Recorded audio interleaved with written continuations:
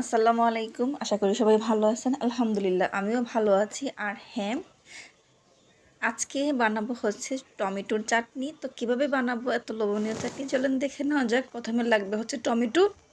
এখানে হয়েছে আমি নিয়েছি পাকা টমেটো। হ্যাঁ, আপনারা চাইলে কাঁচা টমেটো দিয়ে বানাতে পারেন। সেম আমি যেভাবে বানাচ্ছি ঠিক এভাবেই অন্য একদিন কাঁচা টমেটোটা দেওয়া হবে। তো আজকে চলুন দেখে নেওয়া যাক কীভাবে পাকা টমেটো দিয়ে চাটনি বানাবেন। আর হ্যাঁ, এটা অনেক মজা হয়।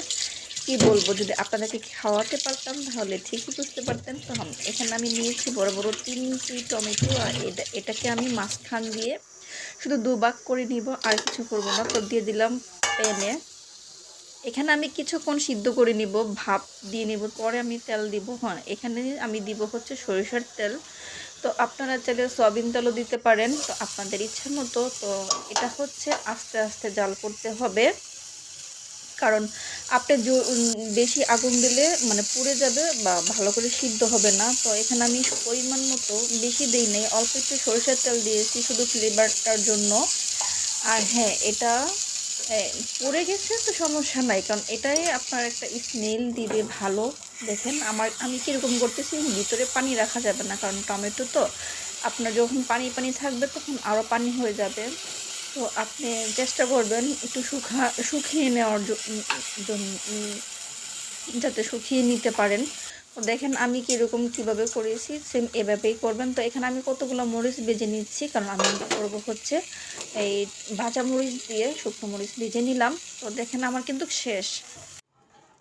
আর এখানে দেখেন কি কি উপকরণ নিয়েছি। আমি নিয়েছি অল্প একটু ধনিয়া পাতা, নিয়েছি মরিচ, ভাজা মরিচ, তারপর হচ্ছে পেঁয়াজ আর টমেটো, আর হ্যাঁ সরিষার তেল, আর থাকবে হচ্ছে লবণ। তো চলুন দেখা যাক কিভাবে আমি সম্পূর্ণ চাটনিটা বানাবো হচ্ছে হাতে। প্রথমে আমি লবণের মধ্যে মরিচের মধ্যে লবণ দিয়ে দিলাম। তো এখন এগুলোকে ভালো করে ভেঙে নিব, একদম মিশ করব না, মানে দানা দানা থাকবে। তো এখানে আমি আবার পেঁয়াজ দিয়ে পেঁয়াজগুলো ভালো করে মেখে নিব, কারণ পেঁয়াজগুলো নরম করতে হবে, যেহেতু আপনার নতুন পেঁয়াজ একটু শক্ত শক্ত থাকে। তো এগুলোকে এরকম যদি লাগে, তো একটু ভালো করে মেখে কচলাইয়া একদম নরম করে নিতে হবে। আর হ্যাঁ, দেখেন আমি কিন্তু পেঁয়াজগুলো নরম করে নিয়েছি। নরম করে নেওয়ার পরে এখন ভালো করে মেখে নিতে হবে। তো যারা আমার ভিডিও সবসময় দেখেন তাদেরকে অসংখ্য ধন্যবাদ, অনেক অনেক ধন্যবাদ। আর যারা আজকে নতুন দেখতেছেন তাদেরকে অনেক ধন্যবাদ। আর হ্যাঁ, সবার জন্য অনেক ভালোবাসা এবং দোয়া রইল। ফাইনালি আমার ভর্তা রেসিপি শেষ। তো এখন হচ্ছে চলুন গরম ভাত দিয়ে খাওয়া যাক। কি বলবো, দেখতে এত ভালো লাগতেছে, মনে হচ্ছে একটু ভাত খেয়েই নিই। তো এখন ভাত